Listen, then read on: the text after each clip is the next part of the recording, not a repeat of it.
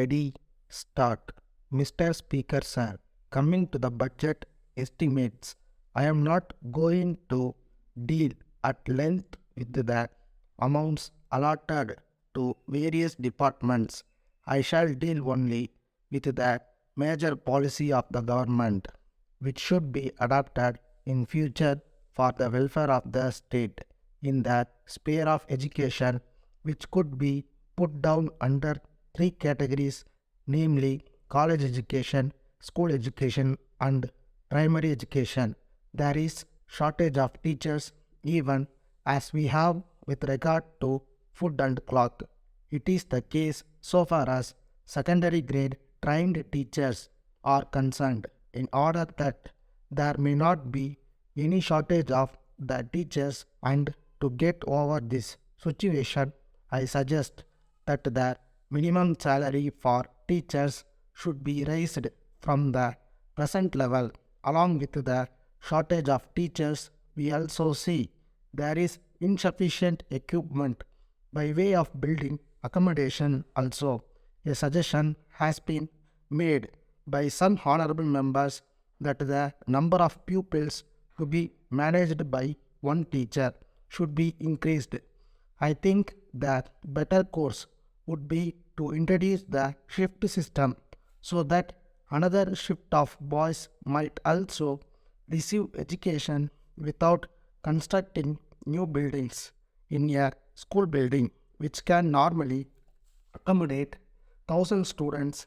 We can have 2000 students without constructing new building. I made mention of this to the Honorable Minister for Education also, and I hope he will give his consideration to it. If that is adopted, we need not bother about the construction of new buildings immediately. Of course, for permanent institutions, we can construct buildings according to the convenience of the finance of the government. It may also be noted that the shift system in the matter of education is being adopted in some Western countries also. I wish to say a word about land revenue and agriculture. The river Kaveri is running through my district, Coimbatore, Trichy, and some other districts. There you have forest lands. Several departmental officers have recommended that these lands may be converted into wetlands.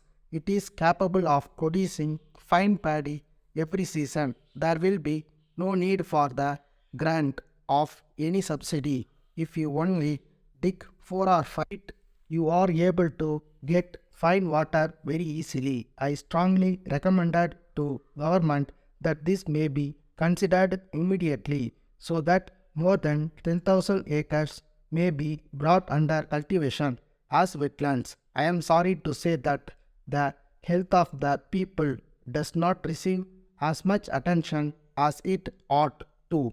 Sir, at present we find that the medical department seems to be an agent for distribution of foreign medicines. They recommended foreign medicines to everybody without taking into consideration their capacity to buy. I do not blame them for it. I do not mean to suggest that the Western system of medicine is bad. We can have that system for certain special branches of treatments. For general medicine treatment, people can adapt our own Indian systems, which will be more useful and economical and than foreign medicines and will be suited to conditions in our state. So far as food is concerned, whatever inducement you may offer by way of bonus to speed up procurement, it does not solve the question of foods. We must see that we are self-sufficient in the matter of food and we should not go about seeking food later on. The Honorable the Minister for Agriculture said that we are living in better times. I think that it is only in better times that we should concentrate our attention on the achievement of quick results. Letter dated 28th May 1981 from the General Secretary, All India Electrical Goods Dealers Association, Chennai, to the Honorable Minister for Commerce, Government of India, New Delhi. Sir, we would like to bring the following to the kind attention of the Government of India for sympathetic consideration and favorable action. It is a matter for regret that the Government of India so far decided to lift the ban on import of high power electric motors by the members of the association during the current year. In spite of several representations made by the association, we feel sorry to inform you that no favorable orders have so far been issued in the matter. It may be pointed out in this connection that local production of this machinery is found to be quite inadequate from time to time. Hence, we are of the firm opinion that there is no other alternative except to allow import of this machinery in order to meet the increasing demand and to bring the prices.